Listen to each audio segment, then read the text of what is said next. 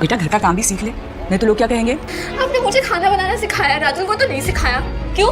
India में लेकिन अगर तुम्हारी डॉटर हो जाए, लक्ष्मी भैया लक्ष्मी, भले ही लड़की प्लेन चलाती हो और फाइटर जेट तक क्यों ना चलाती हो, लेकिन शादी वाले दिन उसको धीरे धीरे चल के स्टेज तक जाना हो। हर घर चाहता है कि हमारी बेटियां काम करें, चांद पे जाए, जाने से पहले 4 पराठे और 2 चाय बना के जाए। अपने करियर को छोड़ो, घर पर ध्यान दो। आज की इस वीडियो में हम बहुत डिटेल में बात करेंगे कि इंडिया में वुमेन्स के साथ डिस्क्रिमिनेशन क्यों है और आखिर इन सब का सलूशन क्या है। हमारी सोसाइटी में लोगों की बड़ी राय होती है कि एक आदर्श लड़की, एक आदर्श महिला कैसी होनी चाहिए। आपने लोगों को अक्सर ऐसी बातें कहते हुए सुना होगा कि लड़की को घरेलू सुशील कन्या होना चाहिए, औरत तो त्याग की मूर्ति होती है, लड़कियां घर के कामों के लिए ही बनी होती है, इतना पढ़कर क्या करेगी, शादी ही तो करनी है। लड़की को खुलकर जोर से हंसना शोभा नहीं देता और ये सोफुल आदर्श बहू के करैक्टर वाले टीवी सीरियल में एक आदर्श लड़की की इमेज ऐसी दिखाई जाती है जो अपने लिए आवाज तक नहीं उठा सकती, उसे ये लीड रोल बनाते हैं। और इन बाबाओं का तो कहना ही क्या।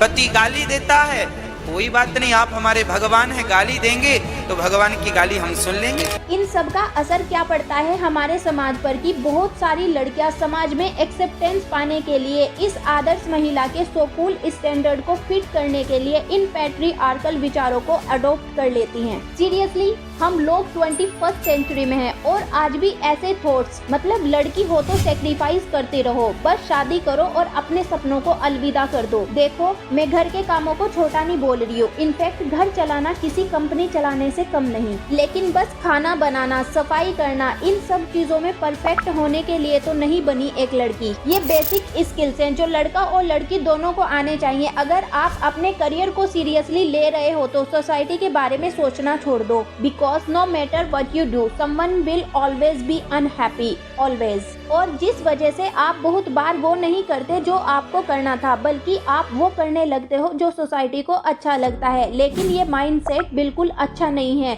लोग और सोसाइटी हमेशा कुछ ना कुछ बोलते रहेंगे। माय पॉइंट इज दैट कि जो क्रिटिसिज्म जेन्युइन नहीं है और सिर्फ आपको रोकने के लिए किया जा रहा है, उसके डर से अपने काम और अपने सपनों को कभी मत छोड़ो। बाहर की बात तो बाद में आएगी दीदी, लेकिन हमें तो ये सब घर में ही फेस करना पड़ता है। तो सुनो, change equality begins at home. आप लोग मंदिर में देवी जी की पूजा करते हो, बट जब बात आती है देवी जैसी औरत की कितनी मुश्किलें झेलती है ये हम सोचते भी नहीं। सोसाइटी में आज भी ये सोच बनी हुई है कि अगर कोई औरत बाहर काम करती है तो लोग सोच लेते हैं कि उसके घर वाले फाइनेंशियली वीक हैं, और अगर कोई औरत जॉब करना चाहती भी है तो सबसे पहले उसे घर के सारे काम करने पड़ते हैं। सुबह से लेकर रात तक ब्रेकफास्ट, लंच, डिनर, बच्चों की देखभाल, सब कुछ उसे ही करना पड़ता है। और अगर कोई लड़की पढ़ाई भी करती है तो उसको घर के सारे काम करने पड़ेंगे, लेकिन अगर लड़का पढ़ाई करता है तो उसको कोई काम नहीं बोलता। ऐसे तो नहीं होता है। हमारे देश का कॉन्स्टिट्यूशन तो इक्वलिटी की बात करता है, पर सोसाइटी का माइंडसेट आज भी वैसा ही है। जब दोनों बाहर काम करते हैं तो घर और बच्चों की जिम्मेदारी सिर्फ औरत की ही क्यों होती है। और डॉबरी को लेकर भी कॉन्स्टिट्यूशन ने इसे क्राइम डिक्लेयर किया है, पर आज भी लोगों के लिए ये नॉर्मल प्रैक्टिस बन चुकी है। डाउरी में तुम्हें गाड़ी मिल रही है। मुझे आज भी याद है मैंने किसी रिलेटिव की शादी में देखा कितना कुछ सिर्फ गिफ्ट्स के नाम पर दिया जा रहा था, फ्रिज, टीवी, फर्नीचर, सब कुछ। और मैं सोच रही थी कि इतने सारे लोग ये सब नॉर्मलाइज कर रहे हैं बिना ये सोचे कि ये गलत है। एक बार तो मैं इतना शॉक थी जब मैंने एक दुकान पर बैनर देखा जिस पर लिखा था दहेज का सामान सस्ते दामों में अवेलेबल है। मतलब सोसाइटी इतना श्योर है कि रूल्स तो बस पेपर पर है, फॉलो तो वैसे भी नहीं करते। इसीलिए हमें शुरुआत घर से ही करनी होगी। अगर घर में कोई लड़की पढ़ाई करती है या जॉब करती है तो सिर्फ घर के काम का प्रेशर उसके ऊपर ही नहीं होना चाहिए। बाकी मेंबर्स को समझना चाहिए कि घर का काम सिर्फ उसकी रिस्पॉन्सिबिलिटी नहीं है, बल्कि लड़के को भी ये सिखाना चाहिए कि घर का काम करना गलत नहीं है। सबको अपना रोल लेना शुरू करना होगा, then things will be much. Overcome gender stereotype. जब घर में 2 बच्चे होते हैं, एक लड़का और एक लड़की, तो दोनों की अपब्रिंगिंग में बहुत फर्क होता है। लड़के को छोटी उम्र से ही स्ट्रॉन्ग बनाया जाता है, उसको रिवॉल्वर, सुपर हीरो जैसे टॉयज दिए जाते हैं, और लड़की को बार्बी डॉल और किचन सेट सेट जैसे टॉयज देते हैं।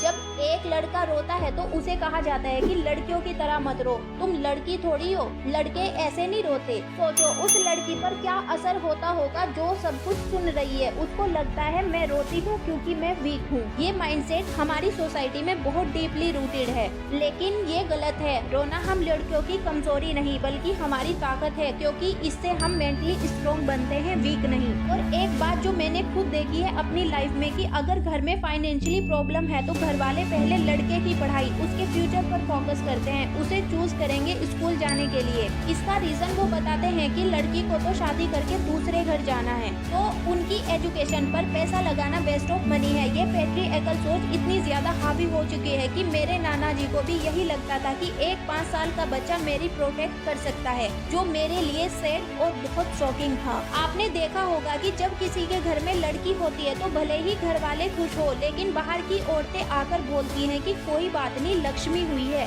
लक्ष्मी हुई है, लक्ष्मी। जस्ट लाइक कि वो दुखी है लड़की होने पर, इसलिए वो दुख बांट रहे हैं। और सबसे बड़ी प्रॉब्लम तब आती है जब एक लड़की अपने पेरेंट्स के लिए बहुत कुछ अच्छा करती है तो लोग कहते हैं मेरी बेटी ही मेरा बेटा है। क्यों एक लड़की बेटी बनकर कुछ नहीं कर सकती? क्यों उसे हर बार बेटे का लेबल देना जरूरी होता है? और सच में ऐसे कई सवाल रोज मेरे मन में आते हैं, और ये बात तो मुझे कभी समझ ही नहीं आई कि लड़की को बेटे बनने की क्या जरूरत है। एक लड़की अपनी पहचान में रहकर बेटी बनकर क्यों नहीं कुछ अचीव कर सकती? और मुझे लगता है कि अगर हम ये सोच बदलने में सक्सेसफुल हो जाते हैं तो हर लड़की अपने आप को मेंटली इमोशनली स्ट्रॉन्ग बनाने में कामयाब हो पाएगी। लेकिन सबसे पहले ये जानना जरूरी है कि why society and parents wants boy. क्यों आज हर माँ बाप को एक लड़के की ख्वाहिश होती है? क्योंकि उन्हें लगता है लड़का उन्हें कमा कर देगा, लेकिन लड़की की शादी में तो उन्हें ही दहेज देना होगा। और अगर लड़की कमा भी रही है तो शादी के बाद उसकी इनकम उसके ससुराल में जाएगी।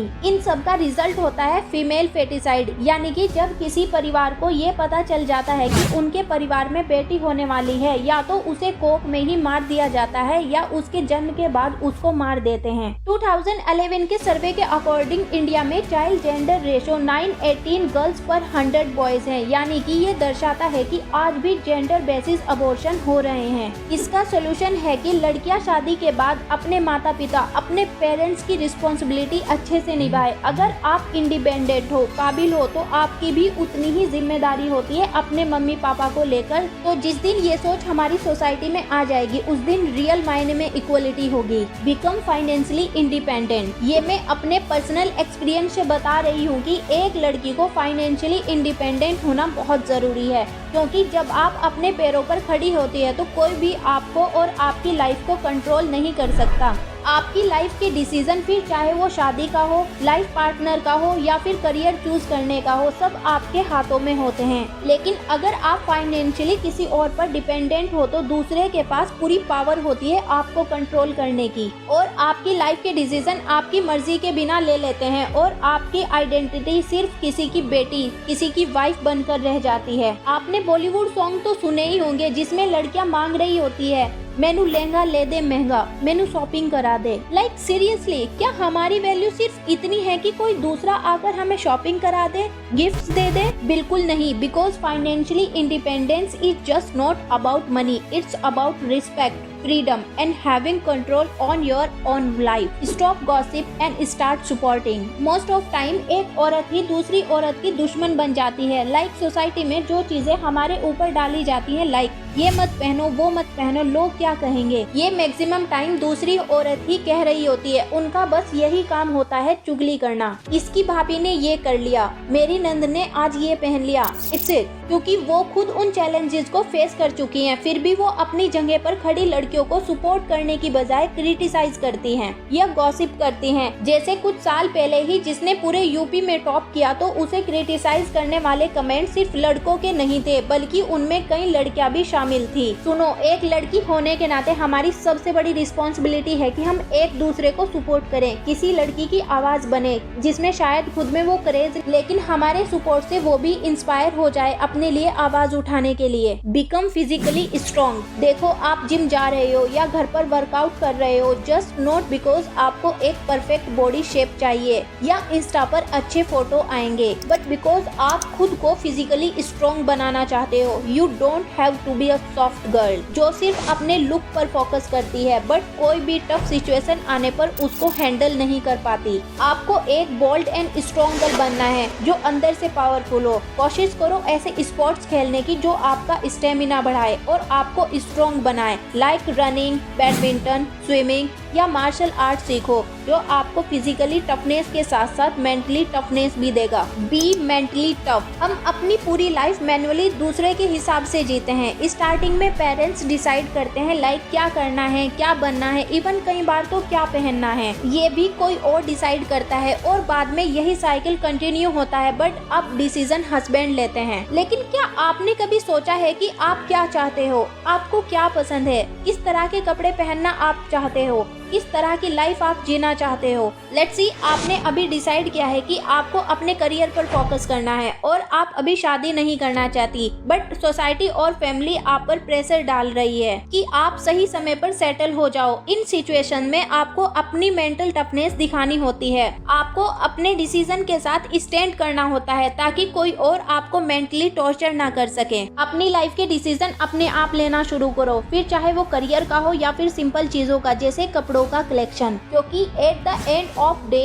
It your life and you deserve to live it on your own term. Set boundaries and raise your voice against justice. मेरी एक बात हमेशा याद रखना, अगर कोई आपको ऐसा बोलता है या ऐसे बिहेव करता है जो आपकी सेल्फ रिस्पेक्ट को हर्ट करता है तो कभी भी चुप मत रहना बल्कि उसके अगेंस्ट स्ट्रांगली अपनी आवाज उठाना और अपने लिए स्टैंड लेना। क्योंकि जब हम चुप रहते हैं तो सामने वाले को ये सिग्नल देते हैं कि जो वो कर रहे हैं वो सही है और वो बार बार उस चीज को आगे भी कर सकते हैं। जैसे मुझे पहले बहुत सारे लोग बोलते थे कि तुम लड़की हो, तुम कुछ नहीं कर सकती, तो मैंने भी कॉन्फिडेंटली बोल दिया कि मैं क्या कर सकती हूँ क्या नहीं, ये बताने वाले आप होते कौन है और मैं आपको प्रूव करना इतना जरूरी भी नहीं समझती। द पॉइंट इज, जब बात आपके सेल्फ रिस्पेक्ट की हो तो चुप रहना नॉट एन ऑप्शन। आपका जवाब देना बहुत जरूरी है, ऐसा जवाब जो उन्हें याद रहे और उन्हें दोबारा सोचने पर मजबूर कर दे कि आपको अंडरएस्टिमेट करना उनकी सबसे बड़ी गलती थी। इसका मतलब ये नहीं है कि आप एग्रेसिव या रूड बन रहे हो, इट्स अबाउट आप अपनी रिस्पेक्ट करते हो और अपने लिए स्टैंड लेते हो। Understand your worth. क्या आपको पता है सोसाइटी आपको हमेशा बिजी रखना चाहती है, मेकअप करने में, 50 स्किन केयर रूटीन फॉलो करने में, गॉसिप करने में। सीरियसली कितना टाइम वेस्ट होता है इन सब चीजों में। हाँ, आपको ये अच्छे से पता है कि ट्रेंडिंग डांस स्टेप्स कौन से हैं, आपको ये पता होता है कि ट्रेंडिंग कपड़े कौन से हैं, लेकिन सिर्फ इन चीजों से ही कुछ नहीं होने वाला। अगर आपको ये नहीं पता कि पैसे कैसे कमाने हैं, आपको ये नहीं पता फाइनेंस को कैसे मैनेज करना है, अपने आप को कैसे प्रोटेक्ट करना है, एंड ये सब रिचुअल्स, ये सब फास्ट सब हमारे लिए ही क्यों है? Because society wants us to stay busy in these things. But girls listen to me, मैं चाहती हूँ कि हर लड़की अपना टाइम सही जगह पर इन्वेस्ट करे, वरना ये सोसाइटी हमारे और आगे आने वाली लड़कियों के साथ ऐसे ही चीट करेगी। इसीलिए ये समझना बहुत जरूरी है कि हम कोई ऑब्जेक्ट नहीं है।